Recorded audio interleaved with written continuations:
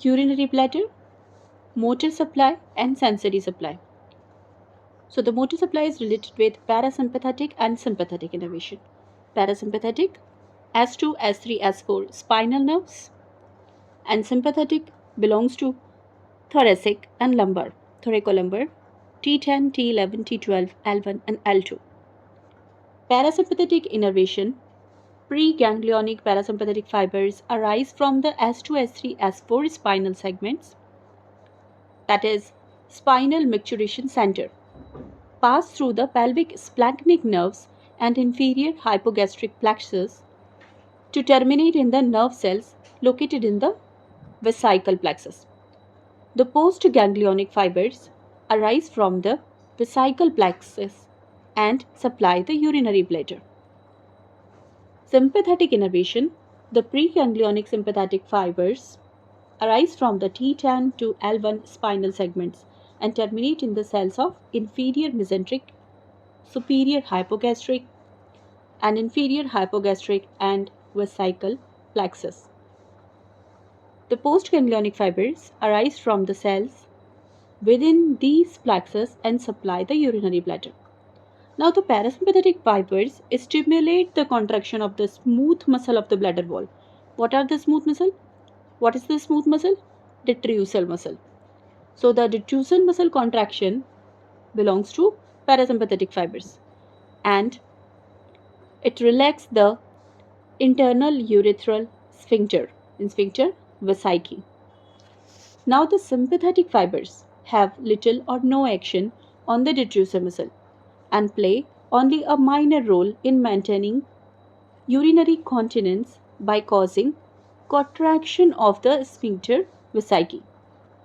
However, in males during the ejaculation brought out by sympathetic action, the sympathetic stimulation causes active contraction of sphincter vesicae and prevents the seminal fluid from entering the bladder. Now the sensory supply. The sensory fibers carry impulses of distension and pain from the bladder. They travel through both sympathetic and parasympathetic fibers to the CNS. Now the bladder function. Bladder function, the process of micturition requires proper integration of the autonomic and voluntary nervous system. The contraction of the smooth muscle of the bladder wall, that is the detrusor muscle, is initiated by parasympathetic activity, while the internal sphincter mechanism, which is normally closed by sympathetic activity, is allowed to relax by decreased sympathetic activity.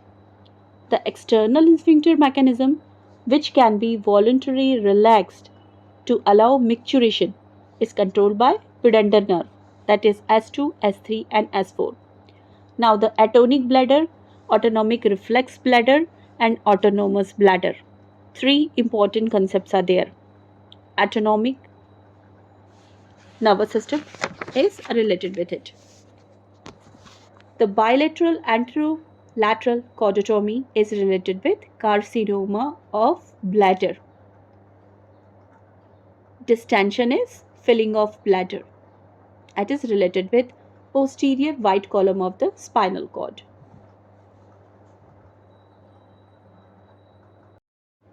Carcinoma of bladder.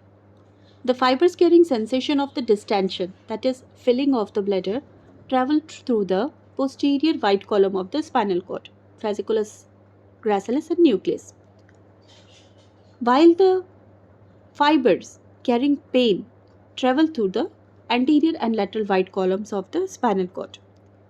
Now the important point to note here is that sensory pathways carrying sensation of pain and distension take different routes in the spinal cord. Therefore, intractable bladder pain due to carcinoma bladder may be relieved by cutting anterior and lateral white columns of spinal cord on both the sides. That is called bilateral anterolateral chordotomy. The atonic bladder occurs during the phase of the spinal shock, immediately after the injury. The muscle of the bladder wall, that is the detrusor muscle, is relaxed. The internal sphincter vesicae, is tightly contracted. due to loss of inhibition from higher centers, and the external sphincter is relaxed. As a result, the bladder becomes greatly distended with urine, which finally overflows. Okay, autonomic reflex bladder is related with the autonomic reflex bladder occurs after the patient has recovered from the spinal shock.